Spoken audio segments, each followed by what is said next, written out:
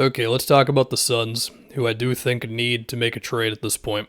Last year I did this video, it was could use a trade. Now I just think they need to make a trade. They're a good team without a move, but I just think after that round 2 to Dallas, if they enter the playoffs this year with the same roster, I just don't think it's going to happen. And also, even if they make a move, it's still going to be really hard. The ideal guy for them, in my opinion at least, is someone who can give them more size defensively, who can help on the boards, and also somebody who can do something on offense besides just be a catch and shoot guy pretty much.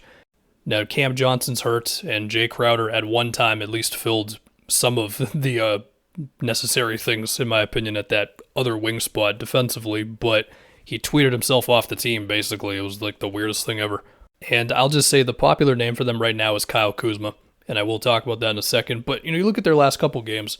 So Zion was being guarded by Mikal Bridges at the beginning of that game, and Mikal is great defensively, no doubt. But there were a number of possessions in that game where Zion basically just ran through him. And, just look at him. Obviously, Zion's got a few pounds of Mikal Bridges. Luka has also not had a whole lot of trouble against this team ever since that Mavericks comeback began in the middle of that series. Now, with all this said, they've been one of the best defensive teams in the league since they got CP.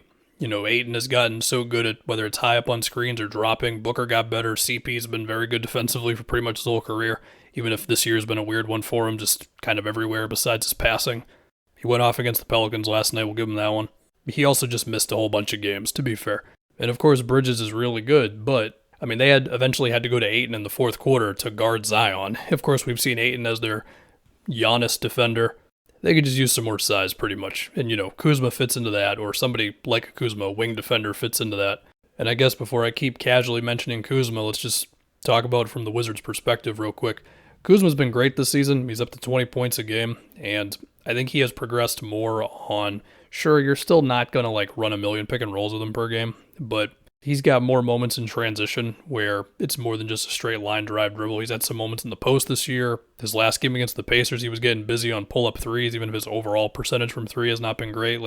The Wizards are in a weird spot because they gave Beal the contract, and Porzingis and Kuzma are on the tail end of their deals, and none of their young players have super popped like that, even if Denny's a good defender and rotation player, and Rui's potential as an inside scorer is still there, but I don't think it's obvious on which direction the Wizards want to go in right now. So from a Suns perspective, the Suns have all their future draft picks, and Jay Crowder's money pretty much lines up with Kuzma's. You probably want somebody else in the Suns as well if you're the Wizards. There's a move in there. It's really a matter of just what the Wizards want to do with this team that is nosediving pretty quickly based on their last 10 games or whatever.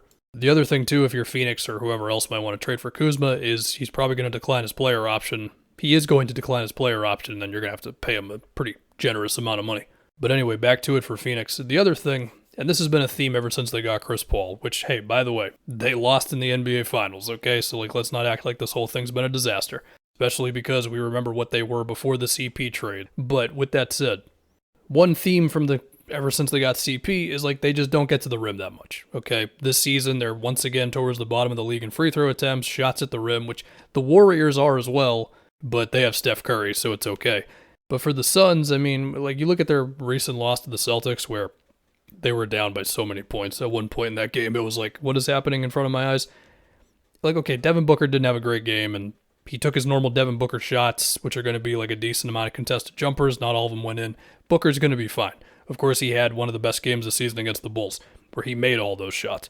But it's more sometimes they just get into these modes where they're just pretty much never at the rim. In their recent Celtics loss, Blake Griffin and Luke Cornett were in drop a lot of that game. Of course, there's still just general switching and stuff, but it was just so many pull-up jumpers, and I just feel sometimes you need a little bit more juice right to the basket, and it's somebody like a Kuzma or hell, John Collins has been rumored a lot for the Suns over the last couple of years, even if I don't know if it ever really got past preliminary ideas pretty much on the internet, but especially with CP now and his age and the fact that he just, look, he had a great game against the Pelicans last night, but he can't do it every single game. He's not going to make every single jump shot he attempts anymore, and there's still the fear of, can he hold up in the playoffs?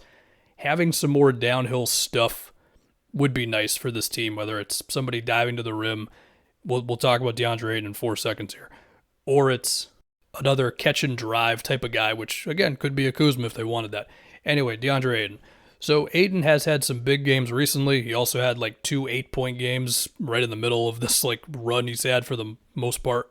I do feel like a broken record when talking about Ayton's place in this offense. Like, I don't think it's actually this simple, but sometimes I find myself being like, you know what? Sometimes Deandre gets the ball a lot, and sometimes he doesn't. Now, I guess, more detailed take of that is, like against the Spurs recently, they were bringing 2 on the ball a lot, so Ayton got more rolls to the basket. If the defense is staying home on shooters more often, then he's going to get more opportunities. If the defense is choosing to leave Torrey Craig open, let's say, then it's not going to be as easy for Deandre to get whatever touches he wants, right? Or if CP or Book want to go cook a big man if they forced him on a switch, or they just want to get their pull-up on if it's against drop coverage.